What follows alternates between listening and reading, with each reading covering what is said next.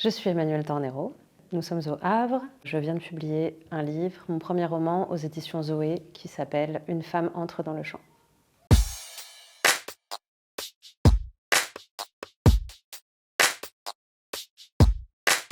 Un portrait kaléidoscopique, on va dire, d'une femme qui perd pied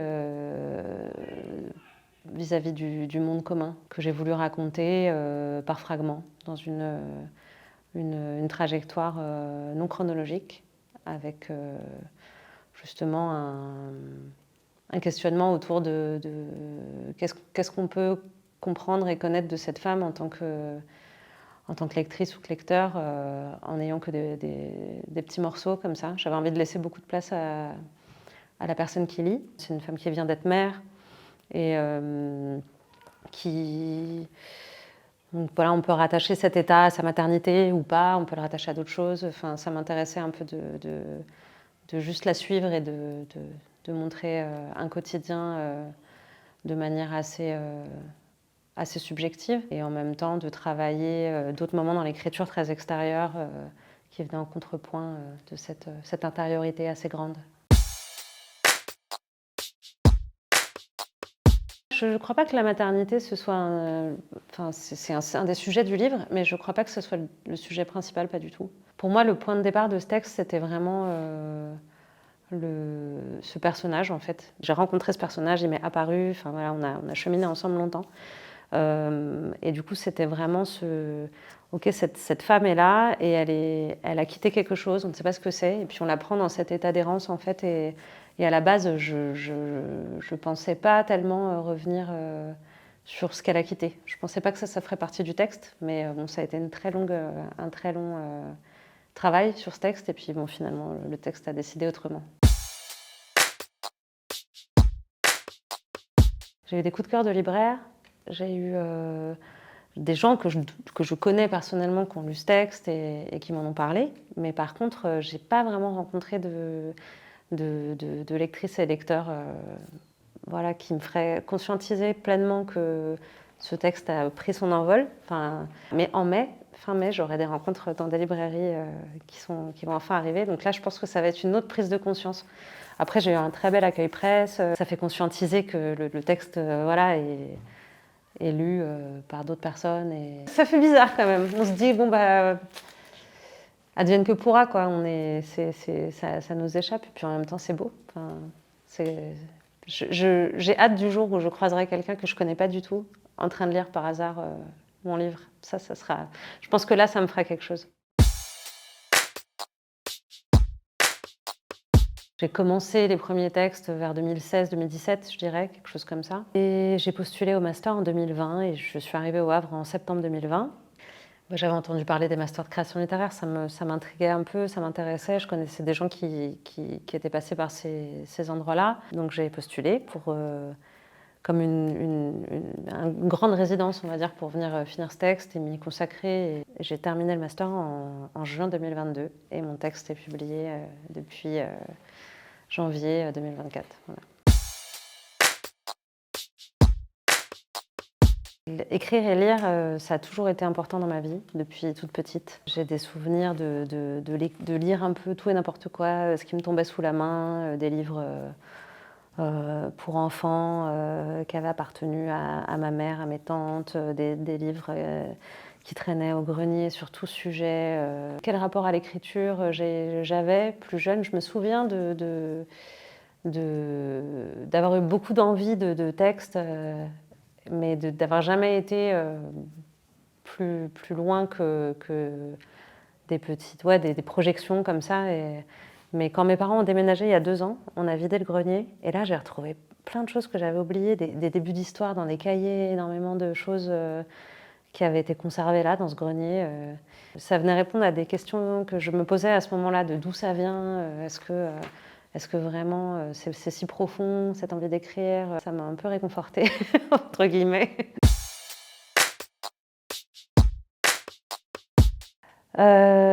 J'ai un souvenir assez vif, enfant, de lire un livre qui s'appelle La cicatrice, d'un auteur canadien, je crois, Bruce Lowry. Et ça, c'était vraiment...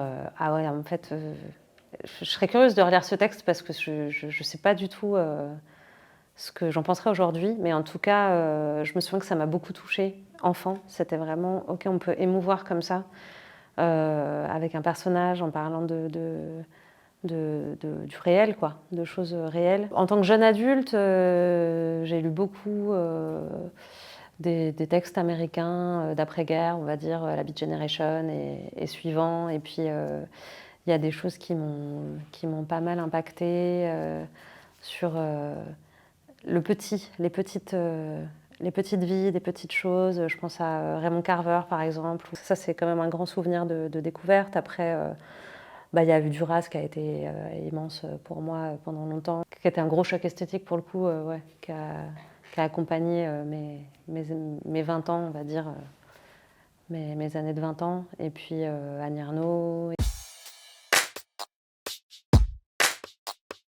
Un moment qui a été vraiment charnière dans ma vie, ça a été d'intégrer un autre master de création documentaire et qui, voilà, qui a vraiment fait basculer ma vie dans autre chose et ce rapport au sonore et à la narration du réel, on va dire.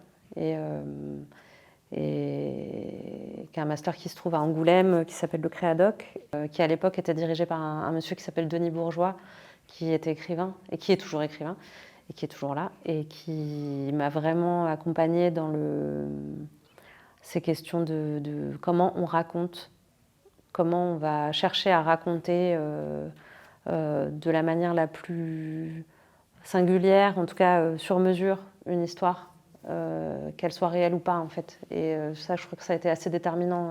Ça m'a aidé à affirmer mon style, ça m'a aidé à me faire confiance. Ouais.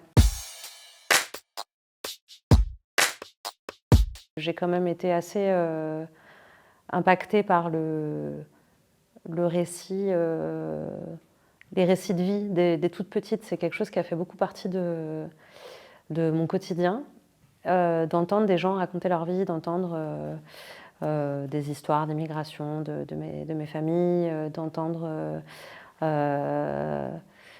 Enfin, je sais pas, j'avais l'oreille qui traînait, j'étais beaucoup avec des personnes adultes et des vieilles personnes aussi, et du coup, c'est quelque chose qui a quand même beaucoup orienté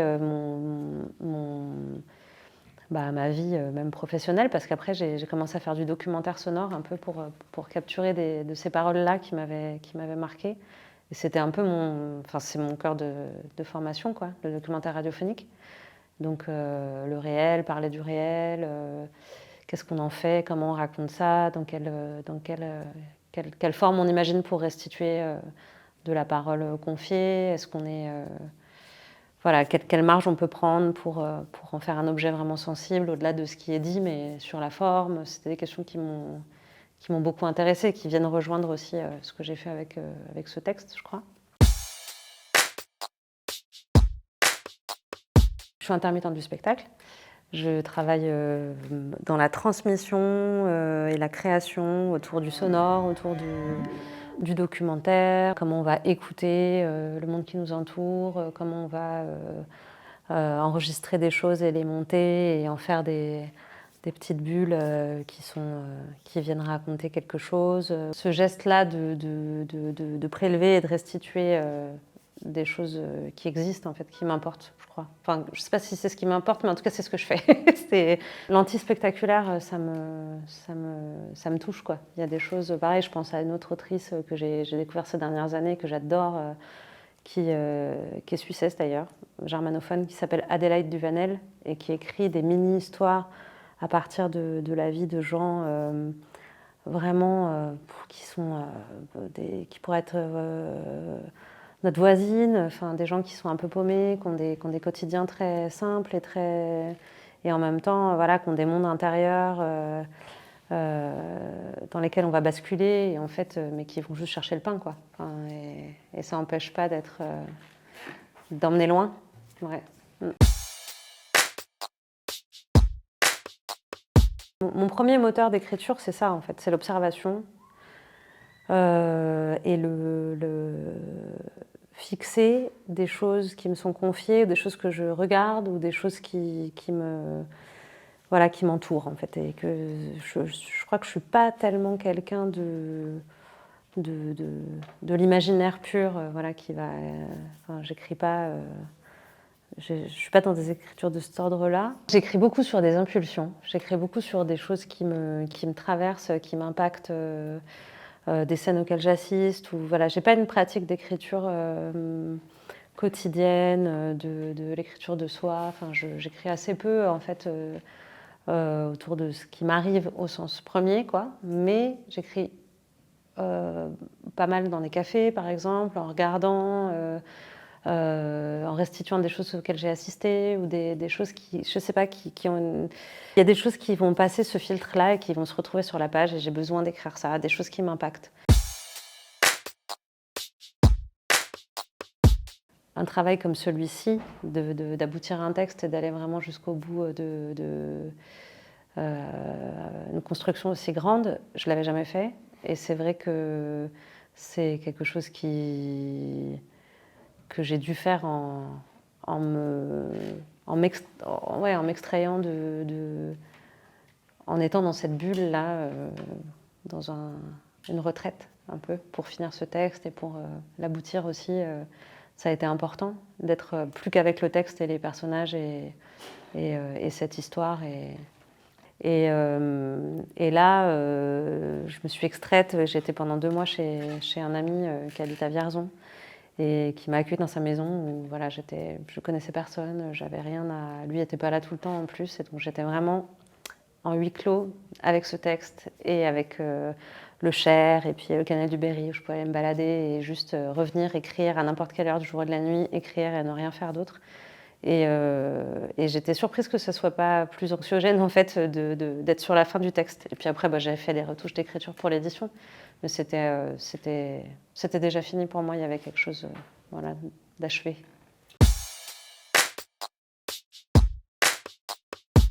Je commence à rouvrir un peu les tiroirs avec une autre envie de texte qui sera euh, peut-être pas exactement un roman, mais en tout cas qui aura un lien avec le réel et voilà, qui tout, c'est des prémices. J'ai déjà des textes qu'il faut que je retravaille et que je vais essayer de me consacrer un peu à ça l'année qui vient, de trouver des résidences d'écriture, des contextes pour aller chercher là.